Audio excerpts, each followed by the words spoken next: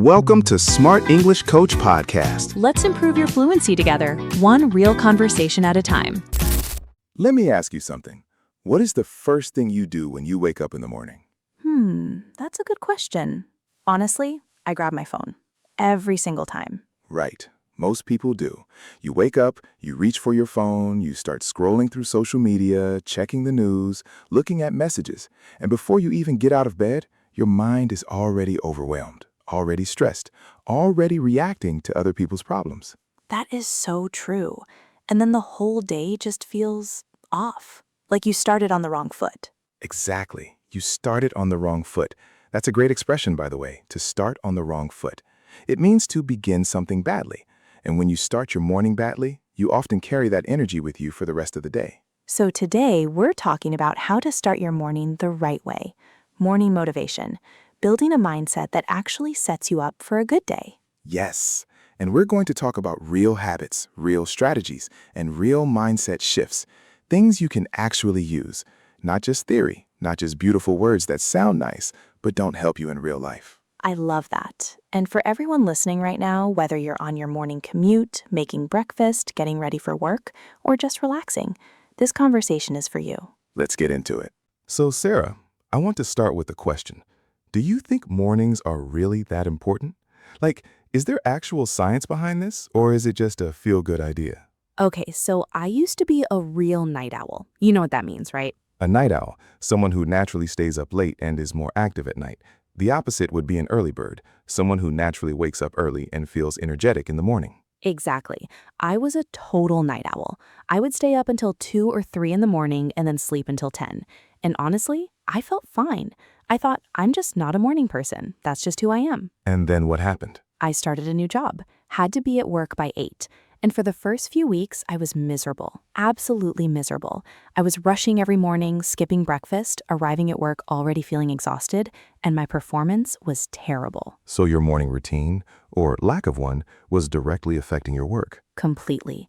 And then a friend told me, try giving yourself just 30 extra minutes in the morning. Don't check your phone, do something calm, something for yourself. And I thought, that sounds too simple. It can't really work. But you tried it anyway. I tried it. And honestly, Michael, it changed things. Not immediately, but over a couple of weeks, I started feeling more in control, less reactive, like I was choosing how to start my day instead of just surviving it. Less reactive. I love that phrase. Because a lot of us spend our mornings in reactive mode, reacting to alarms, reacting to traffic, reacting to other people, reacting to bad news on our phones. We're not choosing our energy, it's being chosen for us. Yes, and that's such an important point. The morning is really the only time of day that truly belongs to you. Before the emails start coming in, before the demands begin, before everyone needs something from you. That window of time in the morning, it's yours. And science actually backs this up. Research shows that the first hour after waking is when your brain transitions from a sleep state to full alertness. During this period, you are extremely impressionable, meaning your brain absorbs things very easily. So what you feed your mind first thing in the morning matters enormously. So if you feed it stress and bad news first thing, you get stressed. Exactly. Garbage in, garbage out, as they say. But if you feed it something positive, something calm, something purposeful, you start building a completely different kind of day. Okay, so we're both convinced that mornings matter. But I know some of our listeners are thinking, okay, but I'm genuinely not a morning person. I hate waking up early, my brain doesn't work in the morning. What do you say to those people? I say you don't have to become a 5 a.m. monk who meditates and writes in a journal and runs 10 kilometers before sunrise. That's not what we're talking about here. We're talking about small, intentional changes, starting somewhere, even if it's just 5 minutes. Intentional. That's a key word, isn't it? It really is. Being intentional means making conscious choices, not just going through the motions. When your morning is intentional, even if it's short, it sets a tone. It tells your brain, we are in control today. We are moving with purpose. Okay, let's get practical. Let's talk about actual habits. What do you personally do in the morning, Michael? All right, full transparency. I used to be terrible at mornings. I mean, really terrible. My alarm would go off, I'd hit snooze. And by the way, to hit snooze means to press the button that gives you a few more minutes of sleep before the alarm rings again. I'd hit snooze 3 or 4 times, then panic, jump out of bed, rush to get dressed, skip breakfast, and run out the door already feeling behind. Feeling behind, as in feeling like you're already late before the day has even started. Exactly, like you're already losing a race that just began. And that feeling, that anxious, rushed feeling, it doesn't go away easily. It follows you. So I made a decision about 2 years ago to change my mornings completely. And the single biggest change I made? Tell me. I stopped looking at my phone for the first 30 minutes after waking up. That sounds so simple, but it's actually really hard, isn't it? It's incredibly hard at first, because your phone is right there, and your brain is craving that stimulation. It wants to check, it wants to know, it wants to scroll.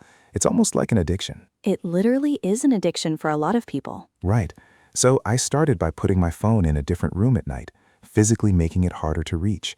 And that one habit, that tiny little change, opened up this quiet space in the morning that I didn't even know I was missing. What did you fill that space with? At first, nothing. Literally nothing. I would just sit with a cup of coffee and exist.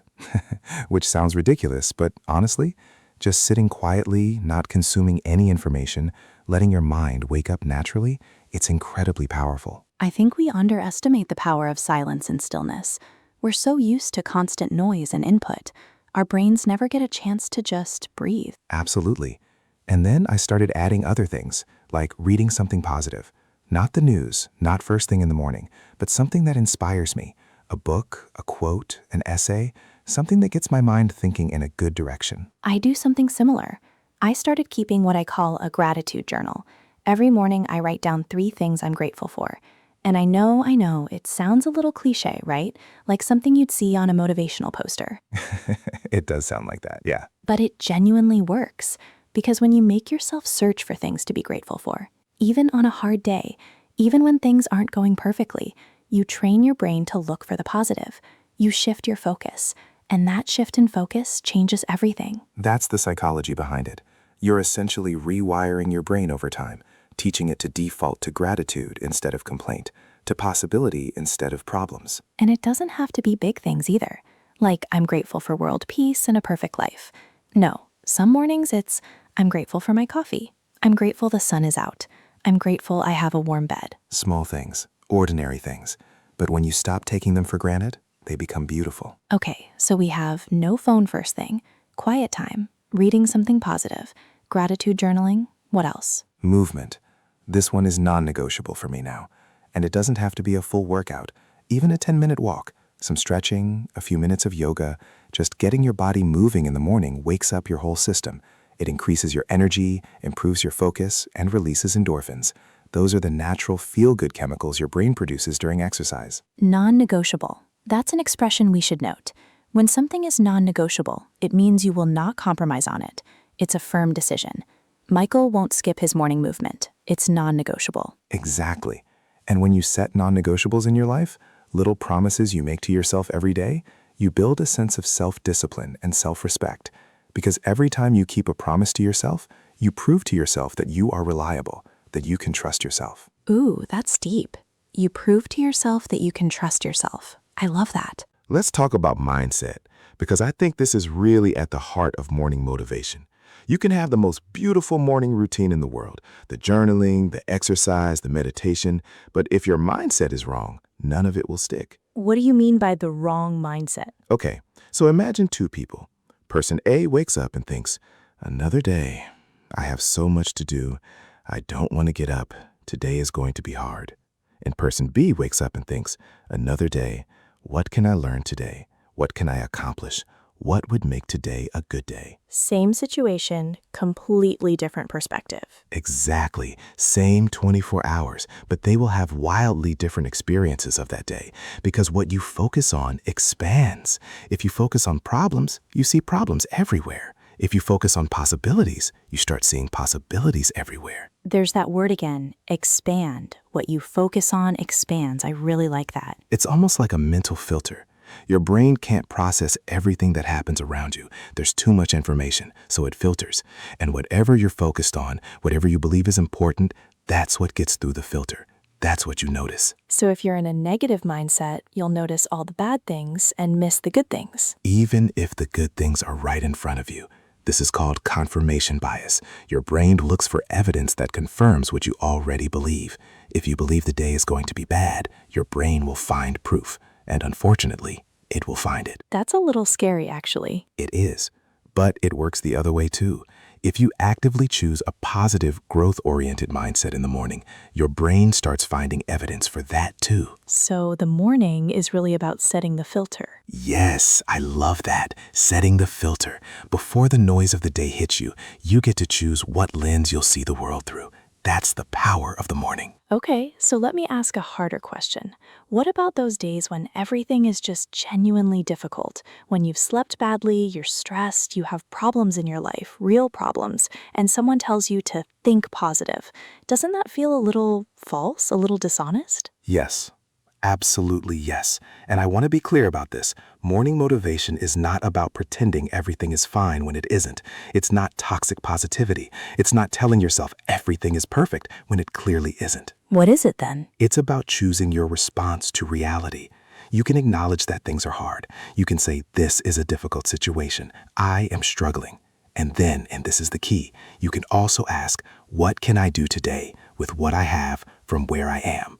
It's not about denying difficulty. It's about not surrendering to it. Not surrendering to difficulty. That's really powerful, because surrender is a choice too. It is. And what I've found is that on my hardest mornings, the mornings where I really didn't want to get up, where life felt heavy, those are actually the mornings where the routine matters most, because it gives you structure when everything else feels chaotic. It's something you control when other things feel out of your control. That's a really important point. Structure can be comforting. Even a small routine can feel like an anchor. An anchor. I love that metaphor. A morning routine is an anchor. It keeps you from drifting, from being pulled in every direction by stress and demands and other people's urgency. Let me share a story that I think a lot of our listeners will relate to. A few months ago, I went through a really rough patch. Things at work were stressful, I had some personal stuff going on, and honestly, I just fell off all my good habits completely. The journaling stopped, the morning walks stopped. I was back to waking up and going straight to my phone. We all go through that. We all fall off the wagon sometimes. Fall off the wagon. That's a great idiom. It means to stop following a good habit or routine that you were previously committed to. You fell off the wagon. And the thing about falling off the wagon is, the longer you stay off, the harder it feels to get back on. Because every day that passes, you feel more like, well, I've already broken the habit. What's the point of starting again today? Yes, that's exactly what happened to me. Every morning I'd wake up and think, I'll start the routine tomorrow. And then tomorrow would come and I'd think the same thing. Tomorrow, tomorrow, tomorrow. And tomorrow never comes. Right. So what changed for me was, and this sounds almost too simple, I decided to start with just one thing, one tiny thing. I told myself, you don't have to do the whole routine. Just don't look at your phone for the first 5 minutes after you wake up. Just 5 minutes. Just 5 minutes. And somehow that felt manageable. It felt achievable. And when I did it and I felt even slightly better, it motivated me to do it again the next day. And then I added something else, and then something else. And within 2 weeks, I was back on track. This is such an important principle. Start small. Don't try to rebuild your entire routine in one day. That's overwhelming, and it sets you up to fail. Just start with one small thing, one tiny promise to yourself, and keep it. Start small. I think a lot of people fail at building habits because they aim too high too fast. They say, I'm going to wake up at 5 a.m. and exercise for an hour and meditate and journal and read for 30 minutes, and then the first morning it doesn't go perfectly, they give up entirely. All or nothing thinking. It's very common and very destructive. Because progress isn't perfect. Progress is messy. 2 steps forward, 1 step back. Some days are great, some days are terrible. That's normal. The goal isn't perfection. The goal is consistency over time. Consistency over time. Write that down, everyone. That is the real secret. You know, Sarah, let's actually pause for a second, because we've used a lot of really great English expressions in this conversation that I think our listeners will find useful. Can we recap a few? Yes, let's do that. This is actually great for English learners, hearing these expressions in context, not just as a list on a page. Okay. First one, to start on the wrong foot. We said this at the beginning. It means to begin something in a bad way. For example, I started the meeting on the wrong foot by being late. You can also say to get off on the wrong foot. Same meaning. Then we said non-negotiable, something that is firm, that you won't compromise on. Sleep is non-negotiable for me. I need 8 hours. We talked about being in reactive mode, reacting to things around you instead of being proactive. Proactive means taking action before things happen, rather than just responding to them. And fall off the wagon, to stop following a good habit. I was exercising every day, but then I got busy and fell off the wagon. Going through the motions, doing something automatically, without real thought or feeling. He was going through the motions at work, but his heart wasn't in it. And carry that energy with you. When a feeling or mood from one situation follows you into other situations. She had a bad morning and carried that energy with her all day. And one of my favorites from today, what you focus on expands. This is more of a philosophy than just a phrase, but it's a powerful idea that applies to real life every single day. All of these expressions are so natural and so useful. And the beautiful thing is, when you listen to real English conversations like this, you absorb them naturally. You don't have to memorize them, they just start to feel familiar, and one day they come out of your mouth naturally. That's the power of listening immersion, which is exactly why you're here. Smart choice. Very smooth, Michael. Hey, real quick, if you're getting value from this conversation, if it's helping your English and making you think, please hit that like button and subscribe to the channel. We make these conversations for people like you, people who want to grow their English and their mindset at the same time. And subscribing means you won't miss a single episode. It really does mean a lot to us. And leave us a comment below. We'd love to hear from you. We'll get to that at the end of this episode, so keep listening. Okay, I want to challenge something that people often say about mornings and habits. People say, I just need to get motivated, but I actually don't believe motivation is the answer. Ooh, that's a bold statement. Explain. Okay, motivation is a feeling, and feelings come and go. Some mornings you wake up feeling fired up, ready to take on the world. Other mornings, most mornings honestly, you don't feel that way at all. So if you only act when you feel motivated, you'll only act occasionally. Exactly. Motivation is unreliable. What you need instead, and this is what separates people who consistently achieve things from people who don't, is discipline. Discipline. The ability to do what you said you were going to do, regardless of how you feel. Yes, discipline is showing up even when you don't want to. Going for that walk even when it's cold outside. Writing in your journal even when you have nothing to say. Not checking your phone even when every instinct in your body is screaming at you to scroll. It's like building a muscle, right? The more you practice discipline, the stronger it gets. Exactly. And here's the beautiful irony. Action creates motivation, not the other way around. People wait to feel motivated before they take action, but it actually works backwards. When you take action, even small action, your brain starts to generate momentum, and that momentum creates motivation. So you don't wait to feel good to start. You start, and then you start to feel good. Right. The hardest part is always the beginning. Always. But once you're moving, the energy comes. It always comes. Have you ever experienced that? Where you really didn't want to exercise, you dragged yourself to do it, and then halfway through you thought, actually, I'm really glad I did this. Every single time. Every single time. The resistance is always at the beginning. Once I'm in it, I'm fine. And that's the secret. You have to make peace with the resistance. You have to accept that you won't feel like it and do it anyway. Make peace with the resistance. I want to hold on to that phrase. It's so honest. It's not saying you'll love every morning. It's saying you probably won't love it, but do it anyway. All right, let's make this super practical.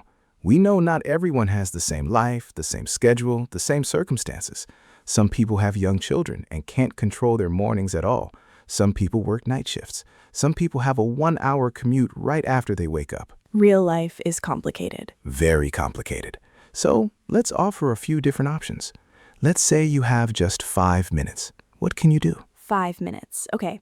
I would say sit up in bed, put your phone face down, and take 3 deep breaths, slowly, in through the nose, out through the mouth. And just set one intention for the day. One thing. Today I want to be patient. Today I want to focus. Today I want to be kind to myself. Just one thing. I love that. Setting an intention. It only takes about 60 seconds, but it gives your day a direction, a purpose, like turning on your GPS before a road trip. What if you have 15 minutes? 15 minutes? That's actually quite a lot. I'd use it like this. 5 minutes of light stretching or movement, 5 minutes of reading something positive or inspiring, 5 minutes of writing, even just 3 sentences in a notebook. How am I feeling? What am I grateful for? What do I want to focus on today? That's a complete morning routine in 15 minutes. It absolutely is. And if you have 30 minutes or more, you can add a real workout, meditation, a proper breakfast without rushing, and your morning starts to feel completely different, like you're living on purpose. Living on purpose. I love that phrase. Not accidentally going through life, but choosing it intentionally. And one more thing I want to add. What you eat and drink in the morning matters. I know this sounds like basic advice, but so many people start their day with nothing in their body and then wonder why they have no energy by 10 a.m. Guilty. I used to skip breakfast completely. I thought it made me feel lighter, more focused. But actually, I was just running on empty. Running on empty. Another great expression. It means having no fuel, no resources left, like a car that's about to run out of petrol. I've been working all day without eating. I'm running on empty. At least drink water first thing. Your body has been without water for 8 hours while you sleep. Even before coffee, drink a glass of water. It genuinely wakes your body up. Such a simple thing. Such a big difference. I want to share something that really changed my perspective on mornings. A while ago, I read about a woman, a very successful businesswoman, who said that her most important morning habit was making her bed. Making her bed, that's it? That's it. And people laughed at her. They said, "That's your big secret, making your bed?" And she said yes, because it's the first task of the day. The moment you complete it, you've already accomplished something. You've already won a small victory, and small victories lead to more small victories. I've heard this idea before. The concept that discipline in small things builds discipline in bigger things. If you can't be trusted to make your bed, how will you be trusted to follow through on your bigger goals? Exactly. It's about integrity, keeping your word to yourself, even in small things. And you know what? This also relates to English learning. So many people say, I want to be fluent in English. Great goal. But then they don't do anything about it consistently. They watch one video when they feel motivated and then disappear for 2 weeks. And then they wonder why they're not improving. Are we calling out our listeners right now? A little bit, but only because we want you to succeed. The difference between learners who become fluent and those who don't is almost never intelligence or talent. It's consistency. Small daily habits. 15 minutes a day, every day. That beats 3 hours once a week, every time. So your English morning routine could be listen to this podcast while you have breakfast or walk to work. You're already doing it. You're already building your English. You're already ahead. Yes, look at you go. Seriously though, if you're listening to this right now, you're already someone who is taking their English seriously. Give yourself credit for that. Not everyone does this. You do. Okay, we're getting toward the end of our conversation today, but I want to close with something important, because I think what we've been building up to is this idea that mornings aren't just about mornings. Say more. The reason we talk about morning motivation isn't just so you can have a nice first hour.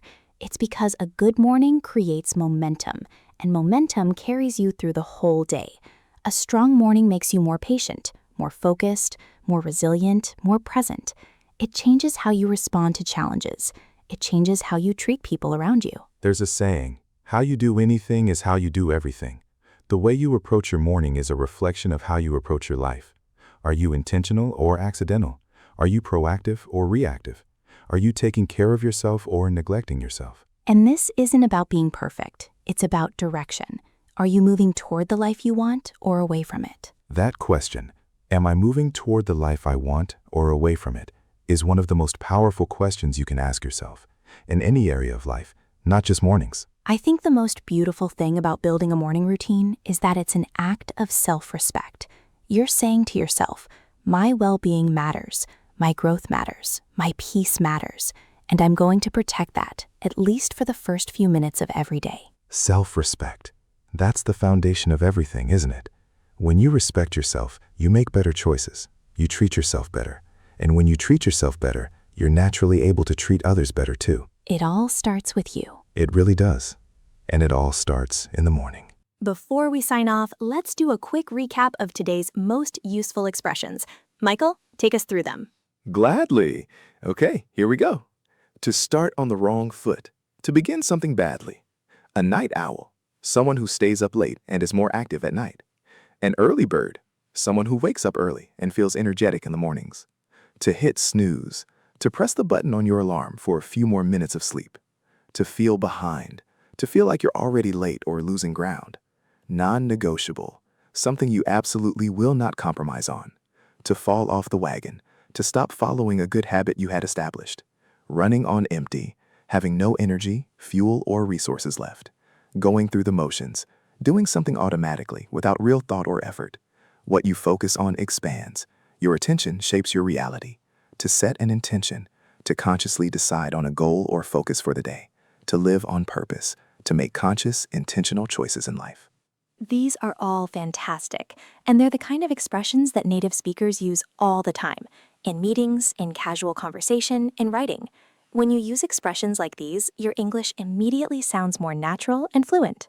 All right, we are wrapping up today's episode, and I want to leave you with something simple but real. Tomorrow morning, just tomorrow, try one thing differently. Put your phone down for 5 minutes. Drink a glass of water before your coffee. Take 3 deep breaths. Write one thing you're grateful for, just one thing. And then do it again the next day, and the next. You are not trying to change your whole life overnight. You are just trying to start the day a little more intentionally, a little more kindly toward yourself, a little more awake. Because here's the truth, and this applies to your English learning just as much as it applies to your life. You already have everything you need to begin, right now, right where you are. You don't need the perfect moment. You don't need to feel ready. You just need to start. Start your day right. Start your English right. And keep going, even when it's hard, especially when it's hard. Thank you so much for listening today. If you enjoyed this episode, please share it with a friend who is learning English or someone who needs a little morning motivation. It really helps more people find us. Subscribe if you haven't already. We release new episodes regularly, and each one is designed to help you grow your English in a real, natural, enjoyable way. And remember, your English is growing every time you listen. Every single time. Until next time, take care of yourselves, keep showing up, keep learning, and keep starting your days right.